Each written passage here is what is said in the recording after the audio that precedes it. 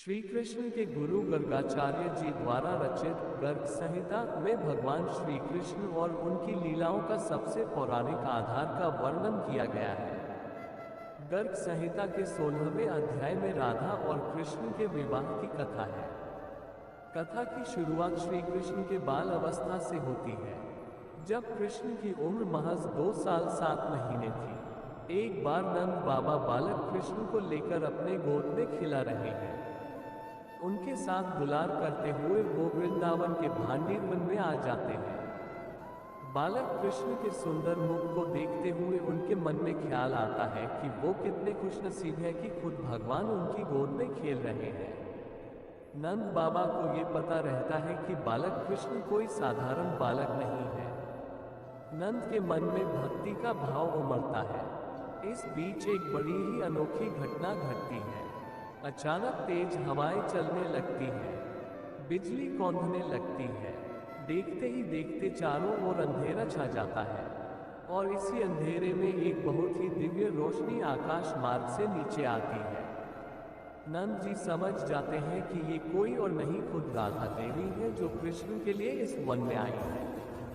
वो झुककर उन्हें प्रणाम करते हैं और बालक कृष्ण को उनकी गोद में देते हुए कहते हैं कि हे देवी, मैं इतना भाग्यशाली हूँ कि भगवान कृष्ण मेरी गोद में है और आपका मैं साक्षात दर्शन कर रहा हूँ। भगवान कृष्ण को राधा के हवाले करके नंद जी घर वापस आते हैं। तब तक तूफान थम जाता है, अंधेरा दिव्य प्रकाश में बदल जाता है और इसके साथ ही भगवान भी अपने बालक रूप का त्याग करके किशोर बन जाते हैं। भांडीर वन के पास ही एक वंशी वन है, जहाँ भगवान कृष्ण अक्सर वंशी बजाने जाया करते थे।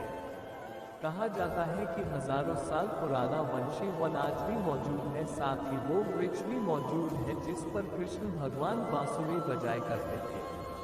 कहा तो इतना जाता है कि आज भी अगर उस वृक्ष में कान लगाकर सुनेंगे तो आपको बांसुरी और तबले की आवाज सुनाई देती है। राधा से शादी के बाद भगवान कृष्ण काफी दिनों तक इस वन में रहे, लेकिन एक दिन उन्हें अचानक नंद गांव की याद आ गई। विवाह के बाद काफी दिनों तक भगवान श्री कृष्ण राधा के साथ इन वनों में रास रचाते रहे, लेकिन एक दिन उन्हें नंदगांव की याद आई और वो राधा की गोद में वैसे ही बालक बन गए जैसे राधा को नंद जी ने दिया था।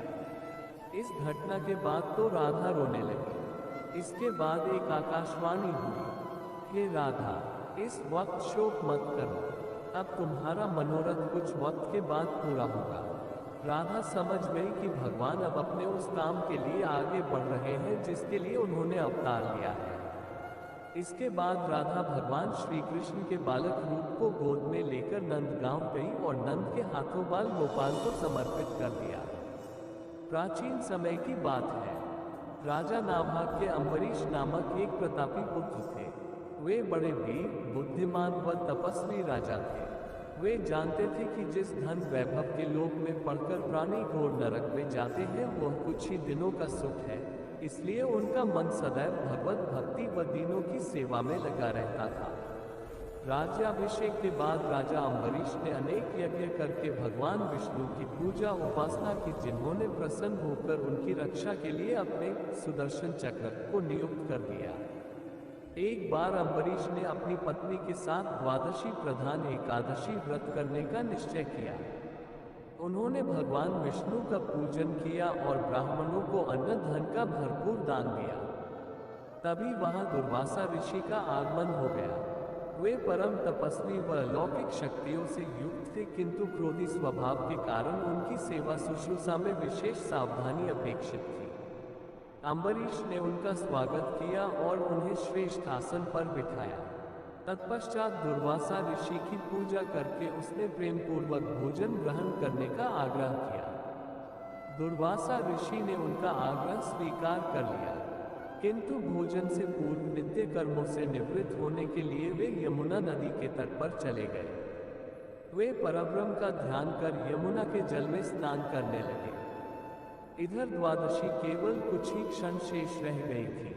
स्वयं को धर्म संकट में देख राजा अम्बरीश ब्राह्मणों से परामर्श करते हुए बोले, मान्य हो, ब्राह्मण को बिना भोजन करवाए स्वयं खा लेना और द्वादशी रहते भोजन न करना दोनों ही मनुष्य को पाप का भागी बनाते हैं।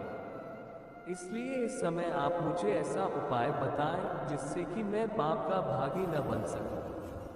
ब्राह्मण बोले, राजन, शास्त्रों में कहा गया है कि पानी भोजन करने के समान है भी और समान नहीं भी है, इसलिए इस समय आप जल पीकर द्वादशी का नियम पूर्ण कीजिए। ये सुनकर अम्बरीश ने जल पी लिया और दुर्वासा ऋषि की प्रतीक्षा करने लगे।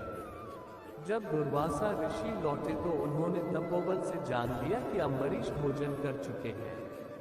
अतः वे क्रोधित हो उठे और कटु स्वर में बोले, दुष्ट अम्बरीश, तू धन के मद में चूर होकर स्वयं को बहुत बड़ा मानता है। तूने मेरा तिरस्कार किया है, मुझे भोजन का निमंत्रण दिया लेकिन मुझसे पहले स्वयं भोजन कर लिया। अब देख, मैं तुझे तेरी दुष्टता का दंड देता हूँ। क्रोधित दुर्वासा ने अपनी एक जटा उखाड़ी और अम्बरीश को मारने के लिए एक भयंकर और विकराल कृत्या उत्पन्न की। कृत्या तलवार लेकर अम्बरीश की ओर बढ़ी, किंतु वे बिना विचलित हुए मन ही मन भगवान विष्णु का स्मरण करते रहे। जैसे ही कृत्या ने उनके ऊपर आक्रमण करना चाहा, अम्बरीश का रक्षक सुदर्शन चक्र सक्रिय हो गया और पल भर में उसने कृत्या को जलाकर भस्म कर दिया। जब दुर्वासा ऋषि ने देखा कि चक्र तेजी से उन्हीं की ओर बढ़ रहा है तो वे भयभीत हो गए। अपने प्राणों की रक्षा के लिए वे आकाश, पाताल, पृथ्वी, समुद्र, पर्वत, वन आदि अनेक स्थानों पर शरण लेने गए, किंतु सुदर्शन चक्र ने उनका पीछा नहीं छोड़ा। घबराकर उन्होंने ब्रह्मा जी से रक्षा की गुहार लगाई। ब्रह्मा जी प्रकट हुए किंतु असमर्थ होकर बोले, वत्स, भगवान विष्णु द्वारा बनाए गए नियमों से मैं बंधा हुआ हूँ। प्रजापति, इंद्र, सूर्य आदि सभी देवगण भी इन नियमों का उल्लंघन नहीं कर सकते। हम नारायण की आज्ञा के अनुसार ही सृष्टि के प्राणियों का कल्याण करते हैं। इस प्रकार भगवान विष्णु के भक्त के शत्रु की रक्षा करना हमारे वश में नहीं है। दुर्वासा वन। ब्रह्मा जी की बातों से निराश होकर दुर्वासा ऋषि भगवान शंकर की शरण में गए। पूरा वृतांत सुनने के बाद महादेव जी ने उन्हें समझाया, ऋषिवर, ये सुदर्शन चक्र भगवान विष्णु का शस्त्र है जो उनके भक्तजन की रक्षा करता है। इसका तेज सभी के लिए असहनीय है, अतः उचित होगा कि आप स्वयं भगवान विष्णु की शरण में जाएं। केवल वे ही इस दिव्य शस्त्र से आपकी रक्षा कर सकते हैं और आपका मंगल हो सकता है।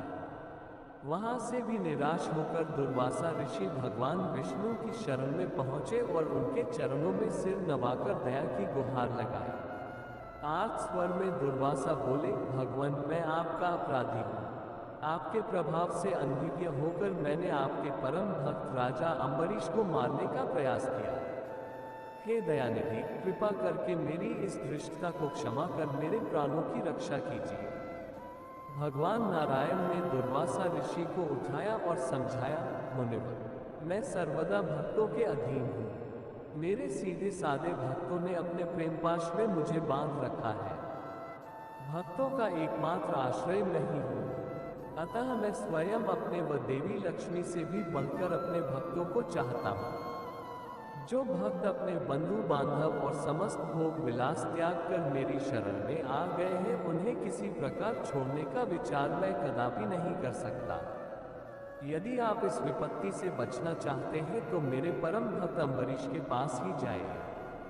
उसके प्रसन्न होने पर आपकी कठिनाई अवश्य दूर हो जाएगी। नारायण की सलाह पाकर दुर्वासा अम्बरीश के पास पहुंचे और अपने अपराध के लिए क्षमा मांगने लगे। परम तपस्वी महर्षि दुर्वासा की ये दुर्दशा देखकर अम्बरीश को अत्यंत दुख हुआ। उन्होंने सुदर्शन चक्र की स्तुति की और प्रार्थना पूर्वक आग्रह किया कि वह अब लौट जाए। उनकी स्तुति से प्रसन्न होकर सुदर्शन चक्र ने अपनी दिशा बदल ली और दुर्वासा ऋषि को भयमुक्त कर दिया। जब से दुर्वासा ऋषि वहां से गए थे तब से राजा अम्बरीश ने भोजन ग्रहण नहीं किया था।